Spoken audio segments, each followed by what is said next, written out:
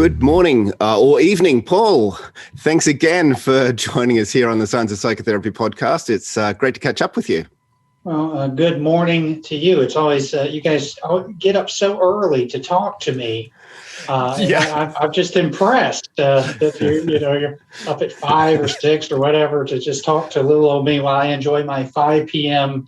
after work social hours. So, I'm sick of you, Paul. I tell you, it's either early in the morning or traveling 5,000 miles on a jet.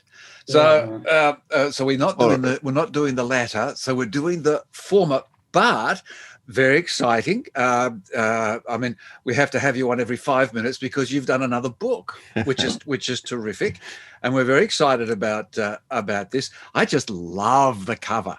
Now, the title we've mentioned, Transforming Themes, and we'll get into that. And for those that go look it up, there's this magnificent thing of a wire. It's not quite barbed wire, but it could have been a barbed wire fence, and some of the chains have been released and they're flying. It's really fabulous. I really love the imagination and the metaphor in that. So well done there.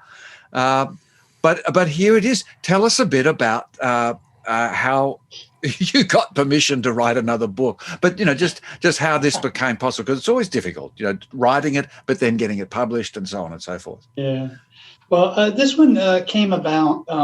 I had realized over time that through all the things that we've talked about previously, that there seems to be a trend that we've gone back to in a lot of therapies, not all, but a lot, to kind of have a very simplistic, linear look at how to help people change and transform. And I would sometimes get these very complex cases, and I would try to get down to the root problem of whatever that was. And one day it occurred to me is, with all the research that we talked about previously on the common factors, people like our mutual friend Scott Miller, Bruce Wampole, John Norcross, I could name 100 names, where they showed that no one of the major therapies or theories is any better than the other. They all seem to be based on an idea that the client and the therapist has to buy into the therapist's way of working or the therapist's explanation. Because all a psychotherapy theory is an explanation. There is no empirical evidence that any one of them is the gospel truth, regardless of the psychotherapy marketplace wanting you to believe that one is. And if they're all can be effective, it got me wondering. It's like this theme when a client comes in and says, I'm going through a horrible divorce and I'm depressed. The client is bringing in a theme. And so what the therapist does is jump in with their theme of, well, it sounds like, this is a part of life and you have some cognitive distortions that are making it worse. So they buy into kind of the theme that the client brings in. And I got the idea of a theme is kind of like a movie, or a play. You go to see a play or a movie, and a lot of times the title's based on the action that's happening in the interaction of the movie. So if the man or woman who comes in and they're depressed because of the divorce, the theme they're bringing in is I feel my life is over because of the divorce. And any attempt to change and adjust that theme is difficult for a lot of therapists because they have to operate within the theme that the client brings. They just rename things. So if somebody comes in and says, I have anxiety, and they go, okay, we have generalized anxiety disorder. It's probably id impulses trying to overwhelm the ego. Well, that's still the theme of anxiety. You're just renaming what's happening. Oh, it's actually you have irrational beliefs. Well, you're still in the theme of anxiety. So for me, when it got down to generative healing, it came that therapists have to be creative sometimes to take clients outside of these limited or impoverished themes that they're operating out of. These, I kind of, like I said, I think of movie titles like, The Man Who Won't Forgive, or The Woman Who's Terrified, or The Child Who's Bad, or whatever it is, the theme, and to move outside that theme and begin to operate in a new thing, not just ignoring, but taking some aspect of what's happening and moving it into a different perspective. And once the theme has changed, then the action that's happening has to change because the theme changes. So if someone says, well, here's a quick example. I had a client, and there's actually a transcript in the book in several years since I saw this client, but she was suffering from depression and pretty much told me she had been self-harming. And so it showed me she'd been cutting on her arms and that kind of unfortunate thing. So the thing she brought in is, I feel empty. So I would say, woman who feels empty might be her theme. But in looking at her arm, I was so amazed at the precision and the creativity that she used to cut, because she'd been doing this for quite a while. And the way she did it, where it was just enough in a certain place so that if she did have to push the sleeve of her shirt up, someone still wouldn't see it. And, you have to cut around the other cuts because that would open those cuts. And I remarked, it was almost like she was an artist, knowing just where to cut. And that led us, make a long story short, into a theme of that she has this heart of an artist she doesn't know where to take her creativity. So she's using her body as a canvas, or, she's the block of wood that the sculptor is working on. And until we find a way to take that artistic creativity and put it somewhere else, it was natural that she would do this. So transforming the theme led to, let's start investigating art schools. If something you're interested in, how can we start painting? And we really didn't talk much about that original theme that she brought in. It became a new thing about the heart of an artist. And within a session or two, we started seeing a decrease in the depression, a decrease in the cutting, an increase in her interacting in a positive way with her grandmother, who was her closest relative, and also with her parents. And I truly believe that if I had spent time focusing on the original thing, I could have made some progress, because we know that psychotherapy as a whole works. But that, I hate to use the term brief, but that brief transformative experience might not have occurred if I stayed within that initial theme. So for me, it's whatever they're bringing in, they already have a theme. And if I'm continuing to play inside that theme, I might also be inadvertently reinforcing that theme, which unfortunately a lot of therapies end up doing with the best of intentions. So just like, for example, you have a therapy or style of therapy called trauma-focused therapy.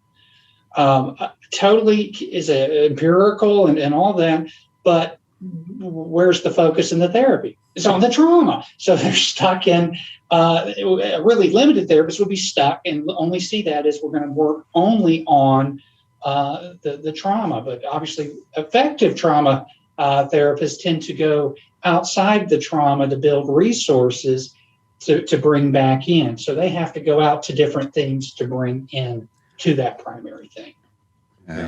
So I've just written some notes here just to summarize, so I get this right, because this all plays into our reductionistic linear way of thinking, because we love this direct cause and effect thing. And so as therapists, we're in the room and we're open to cues, you say themes, right? And we might have a propensity to be listening out for certain themes, so we have a bit of a bias. As soon as we hear the cue, we jump in and we have a theory that we can immediately apply based on the theme.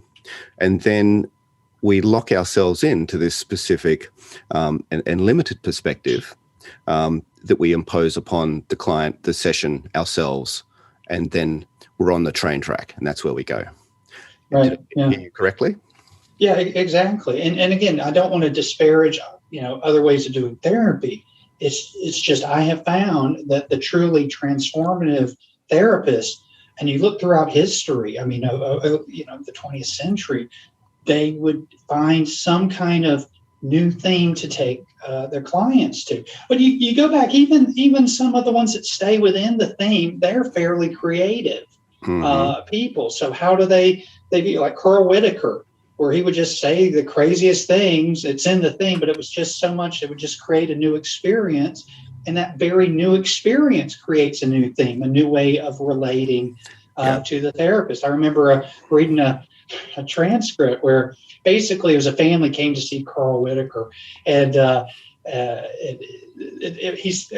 Carl picked up real quick that there was a dynamic between the mom and the dad, because one kid was sitting with the dad and the other kid was sitting with mom, and mom was almost coddling this the 12-year-old. I mean, stroking his head almost in just this extreme loving way. So Carl just looks at her and points at the kid, says, "So your second marriage is going better than your first one." And he points at the husband, and it's totally upset her. But that's a whole new different way of looking at that. In that moment, even if he never said another thing, the theme of therapy changed, which I think was, there's a problem with one of the kids, but now it's changed to, why is the mom more attracted metaphorically to this child than to be attracted to the husband? So it totally transformed the session. And as Carl said, they can disagree with me, but they can't ignore me when we're therapy. but this stuff is what I find interesting about the work, and particularly in the books that you did, and some of the sort of the positive comments, negative comments, almost the same thing. Oh yes, but that's too simple, or that's too straightforward, or yeah, if we could just do that, or no, we don't. But actually, to me, this is fundamental. This is fundamental, and what's beautiful is you're bringing out film. Now, here I go back to my, everything I know in psychotherapy I learned in acting school. But it is, literature tells us so much fantastic stuff about this. Now, because in film, in writing drama, which is a reasonable and fair representation of life, you can have settings, but you have this theme of shift, this theme of changing the verb, changing the action. And it's very much about creating, they actually use the term in writing scripts, turning point. You'll have a turning point where the framework and the belief, and so here we come into cognitive things that cognitive behavioral therapy touches on. Or you might come into the physical nature of things, which we see in some films that changes the way everything works. I'm just thinking of, and I forget the title of it now, so I won't go further. But this idea of but what if, and now we go back to strategic psychotherapy, Paul Wasilewicz, with the as if essence. And of course, strategic therapy, the father of strategic therapy, comes back to our dear friend Milton Erickson. So many of the themes that exist within established therapies, I think, dance around this, but miss the point because they're so busy trying to do the work for the client. And as you say, what we do then is we become so busily involved in repairing the theme. The metaphor I use with clients quite a lot is saying is that, someone's swimming, but they're going crazy and they're just, they're drowning and they're worried about this and that. But what if what's bothering them is the fact that they're wet? They literally have to get out of the water, out of that theme, out of that framework, and into a different framework to go, so I don't have to be wet. Oh, I'd never thought about that. I don't have to actually interpret everything through trauma. Oh, I'd never thought about that. I actually now have a positive, so on and so forth, is what you're saying. But you go through in there, talking about these these inner resources, which you talk about the creativity. Now, where do these come up? I've had my ramble. This. Are you just looking for? Now, I only used to call them creative moments, but also I think you're actually investigating. It's a little bit more than just letting something pop up. You're investigating, as you did with that dear lady with the cutting, and you go, "Just a minute, this looks like something else to me because I'm not stuck in the thing." Is that the creativity you're talking about in the therapist? Well, certainly, and as I've said before, and you guys say almost every podcast, therapy is a co-creative kind of experience. We were paying attention to our client, and your client sometimes is contributing, because I could never have changed that theme if I hadn't been shown that arm. So I can sit back and say, well, I'm just this creative genius. But the creativity, that's just would not have happened if the client hadn't had the courage to actually pull up the sleeve a little more and actually say, this is what I'm doing. Years ago, I started studying this field called general semantics by a guy named Alfred Korzybski. It came out in the 1940s and 50s. And Korzybski's idea, there's a lot of ideas, but the core idea is that there is an event we register at the neurological level. And then we just, from that point on, we abstract out with language. And as a little side note, a lot of people don't know Korzybski had many famous psychotherapists like Fritz Perls, Albert Ellis, Carl Rogers, George Kelly, were students of his and got a lot of ideas from it. But I started thinking of that abstracting, and that in a way is what psychotherapy is. Theories are really constructions. If we look at this from a social construction lens, we cannot prove that there is an id or an ego or a superego. And we can't really prove for definite that it is an irrational belief that's being challenged that creates change. We can only measure the after effects. And if they're all getting results, then psychotherapy is not a real thing. Which, we intellectually know that, but we treat it as if it's a thing. We treat it as if it's a noun and it's just a verb. We ought to call it psychotherapy. Yeah. And that's really good, for me got the idea of if it's a process, then I'm constructing or co-constructing with this client. So now therapy for me, and not only for me, if somebody's listening and you're doing what works for you, keep it up. But if I'm constructing these things and co-constructing with my client, and everything else is a social construction, I cannot say with any authority what is real and what isn't. I can only say is what's happening now working.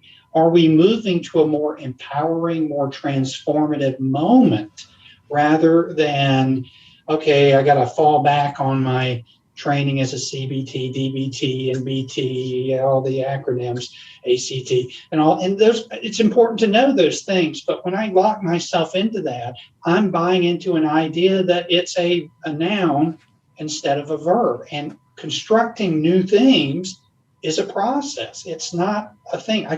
I wish I could. There's a part of me, particularly when I look at my paycheck, going like, gee, I wish I could trademark transforming thing therapy and tell you an exact way to do it, because apparently that's the way you make it these days. That's the way you make money. It is it is. And using that semantic and grammatical frame, because I'm of the school that language is emerges out of it's co-created with personality and human instincts and things, but the idea that the client is busily trying to act out their noun, which is the theme. I am this particular thing. And that's not therapy. I'm actually got a few people, a couple of people at the moment, anyway. And I keep saying, while you keep acting out everything that I say, and try and turn it back into your noun, that's not therapy. And I'm just now someone you're chatting to. You might as well just go down the pub and talk to the bartender who'll agree with you. which is some of the problematic stuff with when someone misunderstands the intention of person-centered therapy, for example, where they just go, aha, yes, I agree, so on and so forth, because it's not about agreeing. And if you read Rogers more carefully, he's very much about saying this stuff as well. Yeah. And sorry, I was sort of as well, and I'm just wondering what your thoughts are on those ideas. Well, I think that's true, and it's just so hard to say what you're going to do in the next moment. And so, going back to kind of what you said about, it's how some people say, oh, it's just so simple, and it's just too. I mean, it's kind of like, if I can use the parallel here. I saw a while back on some social media thing about Ernest Rossi's mirroring hands, which both of you know a little bit about.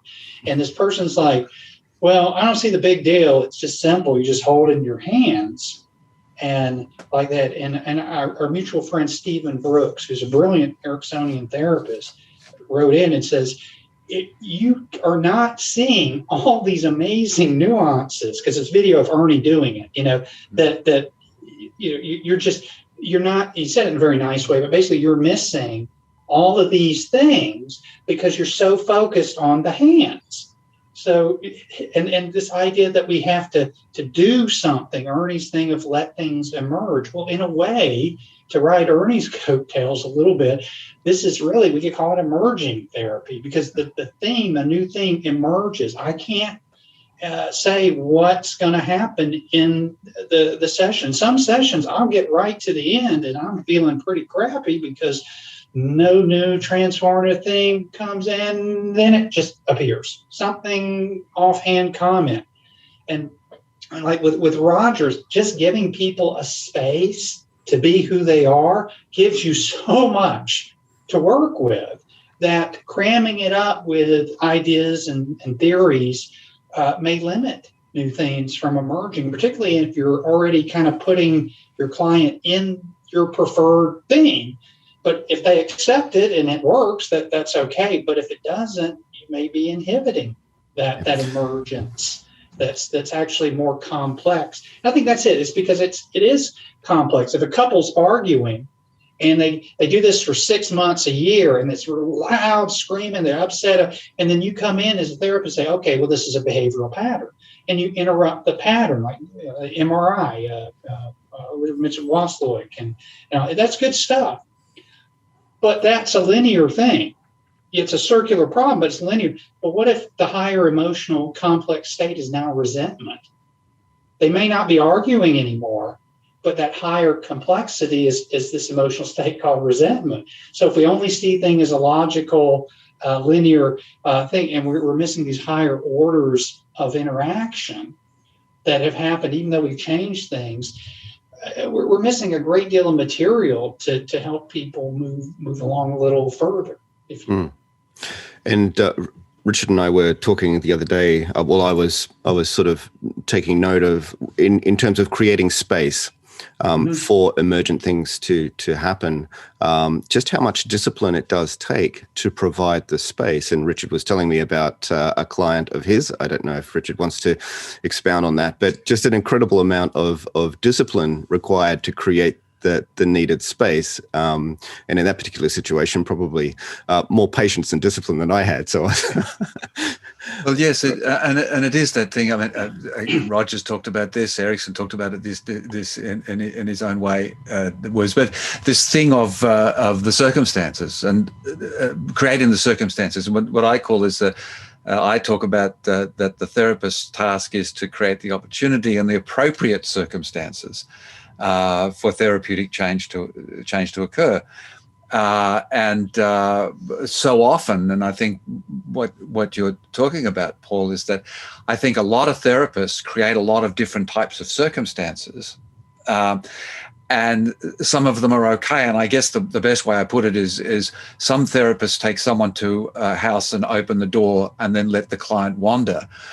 And the client does certain things. Others will take them in and take them to a particular room and let the client wander.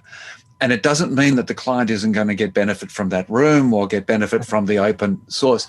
It's just that it's a different type of circumstance that the client is then able to utilize. And you seem to be much more in the frame of maybe even not opening the front door, just saying, there's the house, where do you want to go? Is that sort of, I think you're much more open, as you say, much more improvisational and well, responsive to where the client goes.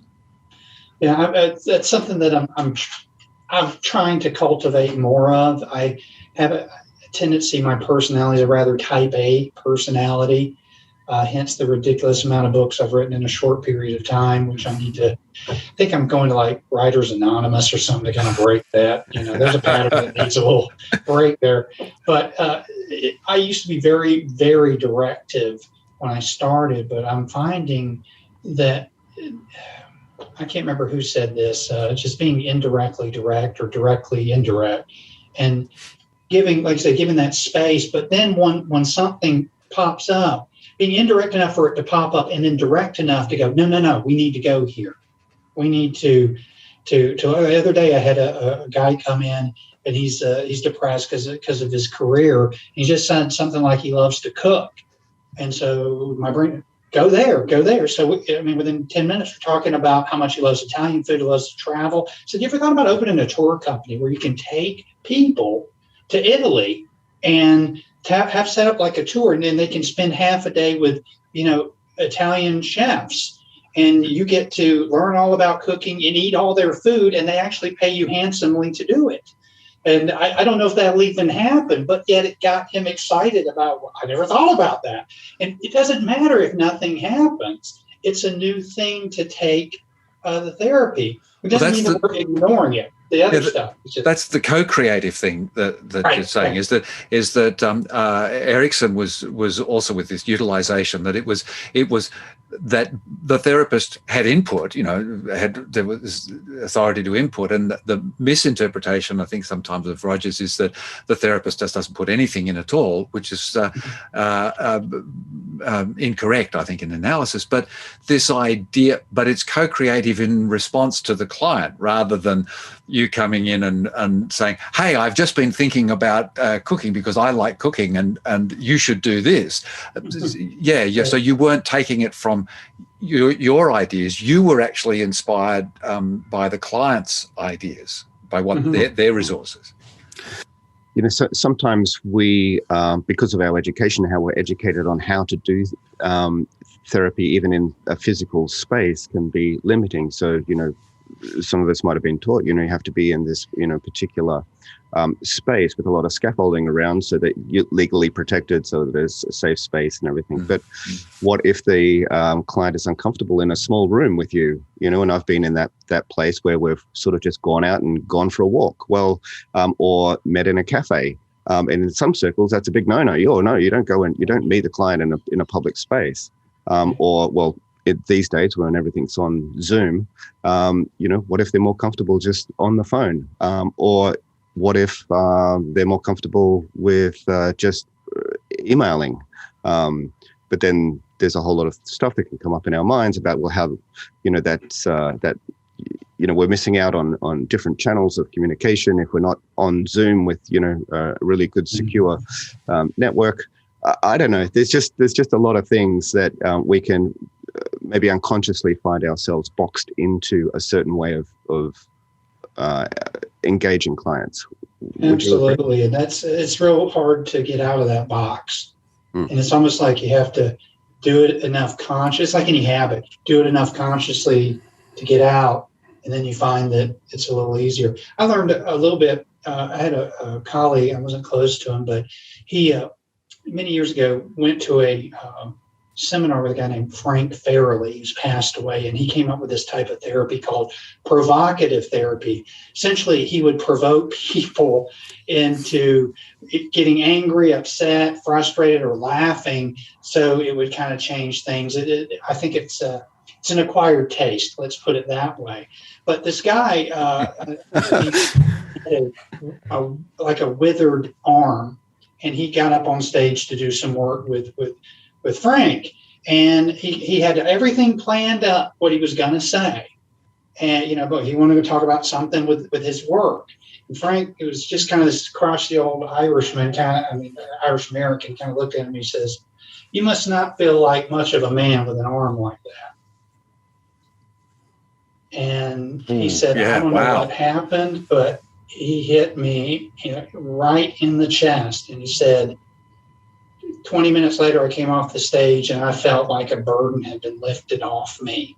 I was mad, I cried, I was upset. At the end, he had me laughing at myself and went off. So the reason I bring that up is, what did Frank say to this guy that he told to me? He says, "Always take what's obvious." So Frank, that was obvious. You have a withered arm. You're a middle-aged man with a withered arm.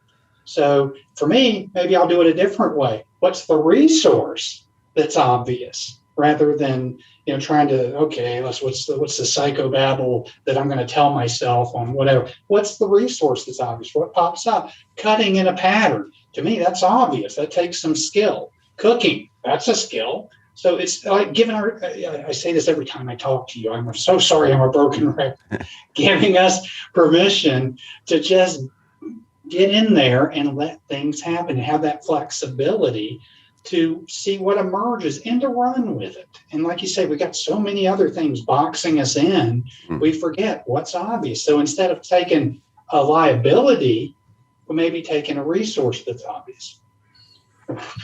There was a really interesting thing going back to acting again. There's some everyone. I really do think every therapist should do some acting training. But one of the famous actors, and he was saying that he used to be on the side of the stage and he'd be just about to go on for his thing, and he said I'd stand up a bit straighter and I'd say, because I'm going to act now. And he would go out there and what he said, what am I doing? What's this going on? He said, because he'd go on stage and there'd be an itch on his forehead or something, but he wouldn't scratch it because I'm acting. And whereas he said it just all shifted. I just went on stage sometime, my head was itching and I scratched it, and nothing happened. It was fine. It was, but just that permission he had to give himself permission to move outside the structure. And now he's one of those actors that's it's always touching things and doing stuff. And I'm saying, you got a lot of sensations going on in your body, man. But and the idea of method acting is that you get into the character so that you respond to you create their naturalness. But that's the term, naturalness. Naturalness of response, and you get the idea. I mean, I agree with you. I might not have said to him the opinion, which was, you got a withered arm, you must feel not like a man. Maybe that was a bit things, but you still, it was like the elephant in the room. Interesting. So interesting. But Albert Ellis was a bit like that too. He would just, someone would say, I feel this stuff, and he'd say, well, why do you believe that shit? It was just extraordinary. And then they'd get upset, and then they go, oh, well, I shouldn't then. And that'd, cured. Yeah. Well, provocative therapy, I know a few people that could, just take their natural ability and turn it into a profession. Yes. Most people in pubs. Yeah. Now, as we're going through we've covered a lot of stuff and we're dancing around some things, but I'm just worried that we're not letting, because we're getting sort of towards the end of our time. Sure. What have we missed, or what's something that we haven't let you say that in your mind there? As always, you guys, it's a wonderful flow of ideas, and I think that's one reason why your podcast is so popular, is because you just allow and you interact, and that's good. So the main thing for me is, if therapists, I'm going to repeat myself here just a little bit, pardon me, if therapists can just realize that every moment is a new creation. You hear that in like the pop psychology, every day is a new day, every day, but every moment's a new creation. No matter what you say, you're actually creating something. And it may be the creation of stabilizing the same thing. So just being comfortable enough to sometimes just ask about something that has nothing to do with the problem, or, the big thing of reframing, shifting people's perspectives. You just have to ask them how, that might be different if it was looked at this way or that way. But all of this, unfortunately, is not something that can be taught. And this is what's so problematic, I think, in our education as therapists, is that we are given techniques and theories and how, okay, now you go and apply them. But how to apply them, when to apply them, what does your professor say? Well, it kind of depends. Or, in really, really bad teachers, they tell you, oh, when they do this, do that. And then you get locked in. So it just requires, I think, people to say, what am I going to create in this moment? If this person who's just shown me their arm that's cut or has a withered arm, what is it that I can help co-create? Because if I'm going to do something, it's going to be a response back. I remember in one case, I hate to say this, but intentionally made a very, very depressed client angry, because I felt if they got angry, they got energy. And if they're going to be a little miffed and irritated at me, it slightly shifted the focus of therapy and their emotional state. So if I'm thinking, oh, what's a new thing to create? I have them get mad at me, and then I have to apologize and tell them, yeah, well, if I'm not a really good therapist, I'm really sorry. I'll try to do better, or whatever it was. But again, using that term strategic, but not so strategic that you're following a rigid guideline, but just being strategic in whatever, as we use the term utilization, whatever is given allows us to have the freedom with the client to co-create a new thing that is much more life-enhancing, empowering, and hopefully effective for whatever they brought to us. Yeah. Well, that's beautiful. Yeah. I know we're finishing up, but maybe for another conversation, it would be interesting to talk about what we talk about when we talk about the science of psychotherapy, so brain activity and that sort of thing, which almost seems like an antithesis to, what we're talking about in this sort of free flow of, allowing space and things to emerge. Yeah. I think there's an interesting juxtaposition there to talk about. Because there will be. The whole system is activating. We shift. This is my fascination with curiosity of also what it does in the brain, how that starts to change its own chemical balance, and that beautiful thing you said there.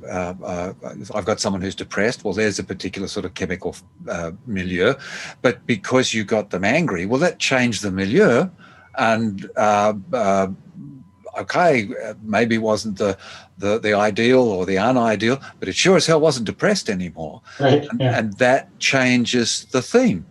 Right. But if you want to look at it strictly, what do we call it? Pop psychology, neurobiology, shifting to that prefrontal, that executive part of the brain, when people, have that shift, they move into their own problem solving capacity when they get inside of an empowering thing. Whereas, and again, this is just so generic sounding, but they get stuck in that reactive brain, which Ledoux calls the emotional brain. It's hard to get into that problem solving ability. It really does take that experience, which y'all talk about an awful lot, to happen. So yeah, absolutely. In that free flow, it is that would be an interesting conversation for sure. Well, there's a taster for the next one. Fantastic. Well, as always, it's fantastic to have you on the show, and very stimulating conversation as always. We will give people a link to the new book, and thanks for being on the show. It's always a pleasure, and I think the best part of being here is I always feel like I can just be me, because I'm talking to two guys who kind of get it. And right. I think that's a wonderful gift. So, and I appreciate what y'all bring to the world as well. Thanks. Thanks, Paul. Well, we'll see you, talk to you, write to you, do something soon. Okay.